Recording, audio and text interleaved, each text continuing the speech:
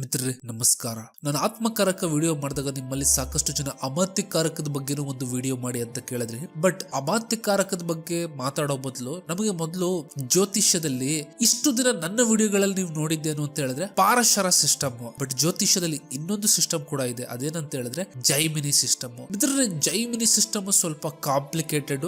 ಸಾಕಷ್ಟು ಜನ ಆಸ್ಟ್ರಾಲಜರ್ಸ್ ಅಂದ್ರೆ ಮೆಜಾರಿಟಿ ಯಾರು ಇದನ್ನ ಪ್ರಾಕ್ಟೀಸ್ ಮಾಡೋದಿಲ್ಲ, ಮತ್ತು ಆಸ್ಟ್ರಾಲಜರ್ ಗಳಲ್ಲೇನೆ ಈ ಜೈಮಿನಿ ಸಿಸ್ಟಮ್ ಅಲ್ಲಿ ಬಹಳ ಕನ್ಫ್ಯೂಷನ್ಸ್ ಇದಾವೆ. ಯಾಕೆ ಅಂತ ಹೇಳಿದ್ರೆ ಯೂಶುವಲಿ ಕೆಲವರು 7 ಚರಕಾರಕಗಳನ್ನ ಕನ್ಸಿಡರ್ ಮಾಡ್ಕೋತಾರೆ, ಆದ್ರೆ ಕೆಲವರು 8 ತಗೋತಾರೆ. ಮತ್ತು ಇದ್ರ ಮೇಲ್ಗಡೆ ಅಷ್ಟೊಂದು ಲಿಟರೇಚರ್ಗಳು ಅಥವಾ ಕಮೆಂಟ್ರಿಗಳು ಅವೈಲೇಬಲ್ ಇರೋದಿಲ್ಲ, ಸಿಕ್ಕೋದಿಲ್ಲ ನಿಮ್ಗೆ. ಆದ್ರೆ ಒಬ್ರು ಲೆಜೆಂಡರಿ ಆಸ್ಟ್ರಾಲಜರ್ ಬಗ್ಗೆ ನಿಮ್ಗೆ ಹೇಳಲೇಬೇಕು. ಅವರೇನೆ ವೇಮೂರಿ ರಾಮಮೂರ್ತಿ ಶಾಸ್ತ್ರಿ ಅಂತ ಹೇಳಿ. ಇವರು ಪ್ಯೂರ್ ಜೈಮಿನಿ ಸಿಸ್ಟಮ್ ಅನ್ನ ಪ್ರಾಕ್ಟೀಸ್ ಮಾಡ್ತಾ ಇದ್ರು.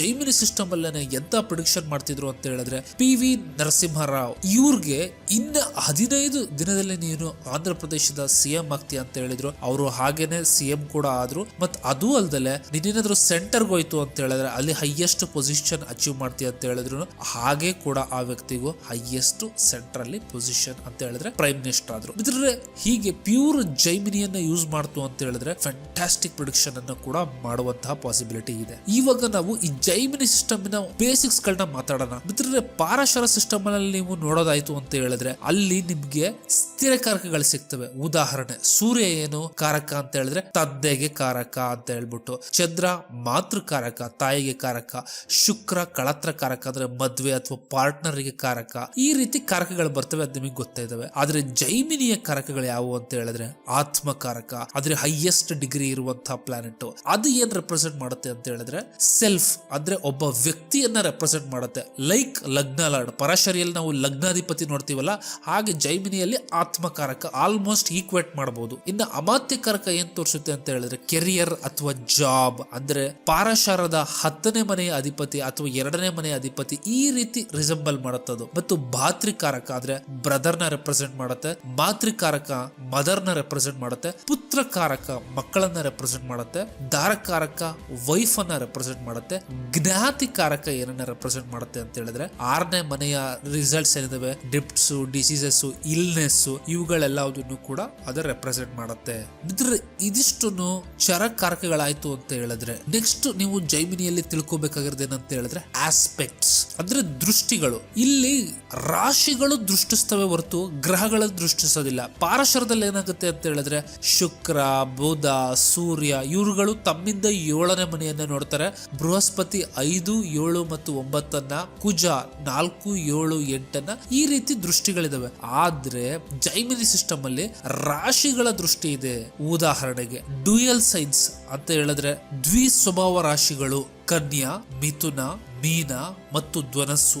ಒಂದು ದ್ವಿ ಸ್ವಭಾವ ರಾಶಿ ಮತ್ತೊಂದು ದ್ವಿ ಸ್ವಭಾವ ರಾಶಿಯನ್ನ ದೃಷ್ಟಿಸುತ್ತೆ. ಇನ್ ಕೇಸ್ ಏನಾದ್ರೂ ಚರ ರಾಶಿಗಳು ಅಂದ್ರೆ ಮೂವೇಬಲ್ ಸೈನ್ಸ್ ಅಂತ ಕರಿತೀವಲ್ಲ, ಅವ್ಯಾವು ಅಂತ ಹೇಳ್ತು ಅಂತ ಹೇಳಿದ್ರೆ ಮೇಷ, ಕರ್ಕಾಟಕ, ತುಲಾ ಮತ್ತು ಮಕರ. ಇವುಗಳೇನ್ ಮಾಡ್ತವೆ ಅಂತ ಹೇಳಿದ್ರೆ ತಮ್ಮ ಪಕ್ಕದಲ್ಲಿ ಇರುವಂತಹ ಸ್ಥಿರ ರಾಶಿಯನ್ನ ಬಿಟ್ಟು ಮಿಕ್ಕೆಲ್ಲಾ ಸ್ಥಿರ ರಾಶಿಯನ್ನ ನೋಡ್ತಾ ಹೋಗ್ತವೆ. ಉದಾಹರಣೆಗೆ ಮೇಷದ ಪಕ್ಕದಲ್ಲಿ ಯಾವ್ದಿದೆ, ವೃಷಭ, ಇದನ್ನ ನೋಡೋದಿಲ್ಲ, ಅದು ಪಕ್ಕದನ್ನ ನೋಡೋದಿಲ್ಲ. ಅದು ಬಿಟ್ಬಿಟ್ಟು ಸಿಂಹ, ಸ್ಕಾರ್ಪಿಯೋ ಮತ್ತು ಅಕ್ವೇರಿಯಸ್ ಅನ್ನ ನೋಡುತ್ತೆ. ಕ್ಯಾನ್ಸರ್ ಅದ್ರ ಪಕ್ಕದಲ್ಲಿರುವಂತಹ ಲಿಯೋನ ನೋಡೋದಿಲ್ಲ, ಅದ್ರ ಬದಲು ಸ್ಕಾರ್ಪಿಯೋ, ಅಕ್ವೇರಿಯಸ್, ಟಾರಸ್ ಅನ್ನ ದೃಷ್ಟಿಸುತ್ತೆ. ಹೀಗೆ ತುಲಾ ಮತ್ತು ಕ್ಯಾಪ್ರಿಕಾನ್ ಕೂಡ ಅದನ್ನೇ ಫಾಲೋ ಮಾಡ್ತವೆ. ಇದಿಷ್ಟು ಕೂಡ ಚರರಾಶಿದಾಯ್ತು ಅಂತ ಹೇಳಿದ್ರೆ ಸ್ಥಿರ ರಾಶಿ ಏನ್ ಮಾಡುತ್ತೆ ಅಂತ ನೋಡೋಣ. ಸ್ಥಿರ ರಾಶಿ ಯಾವುದು ಅಂತ ಹೇಳಿದ್ರೆ ಟಾರಸ್, ಲಿಯೋ, ಸ್ಕಾರ್ಪಿಯನ್ ಮತ್ತು ಅಕ್ವೇರಿಯಸ್.